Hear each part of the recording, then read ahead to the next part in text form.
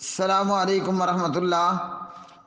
الحمدللہ وحدہ والصلاة والسلام علی من لا نبی بعدہ، اما بعد، بسم اللہ الرحمن الرحیم۔ سوال تھا ولد الزنا کے حوالے سے، جس کا جواب میں نے کر دیا۔ اب اس سوال پر ایک اور سوال ہے کہ جو جواب دیا اس پر دلیل بھی پیش کی جائے اللہ کے قرآن سے، کلام سے اور نبی پاک علیہ الصلاۃ والسلام کی حدیث سے۔ سوال یہ تھا کہ ولد الزنا وہ ماں کی طرف منسوب ہوگا یا باپ کی طرف منسوب ہوگا، اور ولد الزنا کیا باپ کا وارث اپنے زانی باپ کا وارث ہو سکتا ہے اور وہ زانی باپ ولد الزنا کا وارث ہو سکتا ہے؟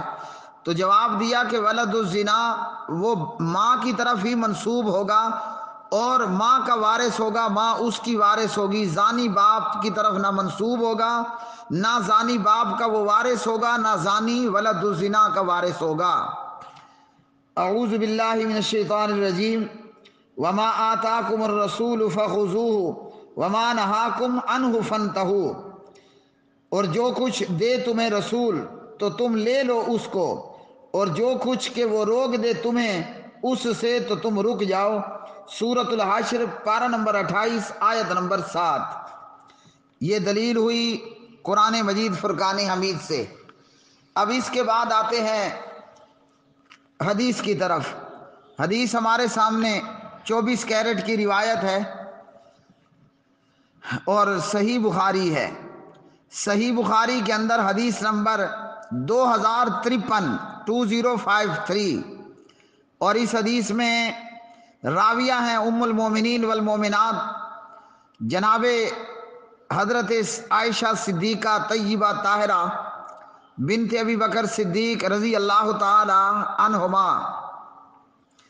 نبی پاک علیہ الصلاۃ والسلام نے فرمایا الولد للفراش وللعاہر الحجر، بچہ جو ہے وہ صاحب بستر کا ہے اور زانی کے لیے جو ہے وہ پتھر ہیں۔ آہر یعنی زانی، زنا کرنے والا۔ اس حدیث میں یہ بات بیان ہوئی کہ شادی شدہ عورت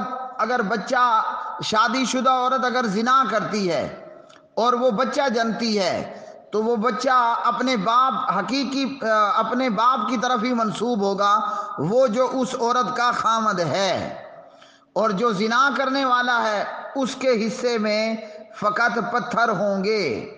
اب اس حدیث سے ہمیں یہ معلوم ہوا کہ نبی پاک علیہ الصلاۃ والسلام نے زنا کرنے والے کے لیے پتھر بتائے اور زانی سے اولاد کی نفی کر دی۔ کیا فرمایا؟ الولد للفراشی، زانی کے لیے تو پتھر ہیں لیکن بچہ جو ہے وہ بستر والے کا ہوگا، جس کی وہ عورت بیوی ہے۔ تو زانی سے اولاد کی نفی کر دی اور زانی پر حد جاری کرنا بھی بتا دیا کہ زانی کے ساتھ جو ہے وہ اس کو حد لگائی جائے گی اور بچہ جو ہے وہ صاحب بستر کا ہوگا۔ تو معلوم ہوا کہ یہاں اس ولد الزنا کو نبی پاک علیہ السلام نے زانی کی طرف نسبت نہیں دی۔ یہاں مسئلہ ہے کہ عورت شادی شدہ تھی، اور اگر عورت غیر شادی شدہ ہو اور وہ زنا کرتی ہے اور بچہ جنتی ہے تو پھر بچہ کہاں جائے گا؟ اسی حدیث سے معلوم ہوا کہ بچہ عورت کی طرف اس کی نسبت ہوگی، وللعاہر الحجر، اور زانی کو پتھر لگائے جائیں گے۔ اب دونوں طرف کے زانیوں کو پتھر لگائے جائیں گے اگر دونوں شادی شدہ ہیں، اور اگر کوارے ہیں یا کوارا ہے یا کواری ہے تو کوارے کے لیے 100 کوڑے ہیں اور شادی شدہ کے لیے رجم ہے، پتھر لگائے جانے ہیں۔ اس وقت تک پتھر مارنے ہیں جب تک کہ زانیہ یا زانی کی موت واقع نہیں ہو جاتی۔ تو یہ حدیث دلیل ہے کہ نبی پاک علیہ السلام نے زانی سے اولاد کی نفی کر دی۔ اب زانی سے اولاد کی نفی کر دی تو جو زنا کی اولاد ہے، زنا سے پیدا ہونے والا بچہ ہے، ولد الزنا، اس کی نسبت کس کی طرف ہوگی؟ وہ ماں کی طرف ہوگی۔ ایک اور حدیث سہل بن سعد رضی اللہ تعالیٰ عنہ اس حدیث کے راوی ہیں، اور یہ روایت بھی 24 کیرٹ ہے۔ صحیح بخاری کے اندر کتاب التفسیر والخامسۃ ان لعنت اللہ علیہ، حدیث نمبر ہے 4746، 4746۔ سہل بن سعد کہتے ہیں نبی پاک علیہ الصلوۃ والسلام کے پاس ایک شخص آیا اور کہنے لگا یا رسول اللہ صلی اللہ علیہ وسلم، یہ بتائیں کہ کوئی آدمی اپنی بیوی کے ساتھ کسی مرد کو دیکھے تو کیا اسے قتل کر دے؟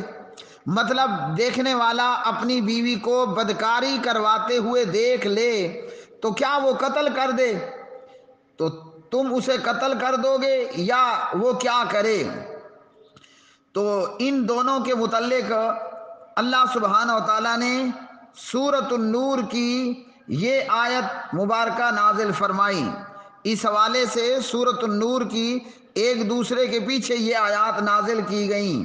پوچھنے والے نے سوال پوچھا تھا، اب ان آیات میں لعان کا ذکر ہے، تو اللہ کے پاک نبی علیہ السلام نے آیتوں کے نازل ہونے کے بعد فرمایا اللہ تعالیٰ نے تمہارے اور تمہاری بیوی کے متعلق فیصلہ کر دیا۔ حدیث کے راوی سہل بن سعد کہتے ہیں ان دونوں میاں بیوی نے لعان کیا۔ اب یہ لعان کیا ہے اس پر علیحدہ سے میرا جواب موجود ہے، وہ میرے ایڈمن الیاس بٹی صاحب سے لے لیں جس کو ضرورت ہو۔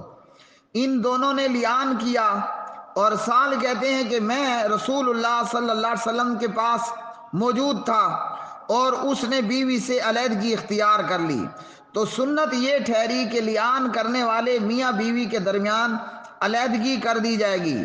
اب وہ عورت جس نے اپنے خاوند کے ساتھ لعان کیا اور خاوند نے اس کے ساتھ، یہ عورت پریگننٹ تھی، یہ عورت حاملہ تھی، تو خاوند نے اس کے حمل کو اپنا نطفہ تسلیم کرنے سے انکار کر دیا، اس لیے وہ ماں کے نام پر پکارا جاتا تھا۔ پھر وراثت میں میراث میں یہ سنت جاری ہوئی کہ وہ لڑکا اپنی ماں کا وارث بنے گا اور ماں اس ولد الزنا کی وارث ہوگی۔ 24 کیرٹ کی روایت ہے اور صحیح بخاری میں امام المحدثین لائے حدیث نمبر 4746 نمبر پر۔ تو کیا جواب دیا تھا کہ ولد الزنا، بچے، ولد الزنا، زنا سے پیدا ہونے والا بچہ، اس کی نسبت اس کی ماں کی طرف ہوگی، وہ زانی کا وارث نہیں ہوگا اور زانی اس کا وارث نہیں ہوگا، ٹھیک ہے؟ ولد الزنا اپنی ماں کا وارث ہوگا اور ماں اسی ولد الزنا، زنا یعنی زنا سے پیدا ہونے والے بچے کی وارث ہوگی۔ تو اس حدیث میں سہل بن سعد نے بتایا کہ سنت یہ جاری ہوئی کہ وہ لڑکا اپنی ماں کا وارث بنے گا اور ماں اس ولد الزنا کی وارث ہوگی، اور یہ کہ وہ ماں کے نام پر پکارا جاتا تھا، یعنی اپنے زانی باپ کی طرف نہیں۔ اللہ سبحانہ و تعالیٰ سے دعا ہے کہ اللہ ضد اور ہٹ دھرمی کی بجائے کتاب و سنت کی طرف آنے کی اور علماء کا ادب و احترام کرنے کی اور جہالت کو چھوڑنے کی توفیق عطا فرمائے ان جاہلوں کو۔ اللہ ان جاہلوں کو جہالت کو چھوڑ کر کتاب و سنت کی طرف آنے کی توفیق عطا فرمائے۔